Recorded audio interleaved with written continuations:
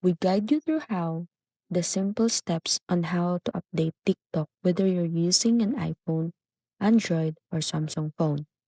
First thing you need to do is to open the App Store.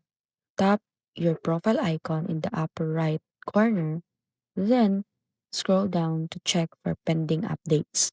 If you see TikTok on the list, tap Update, and if it doesn't appear, pull down to refresh the page.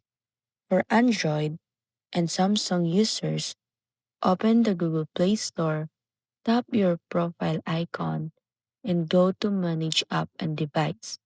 Under Updates Available, look for TikTok and hit Update. You can also search for TikTok directly in the Play Store and tap Update from there.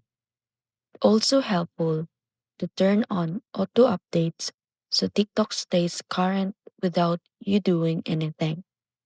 And on iPhone, go to Settings, App Store, and enable app updates, while on Android or Samsung, go to the Play Store and choose Auto Update Apps.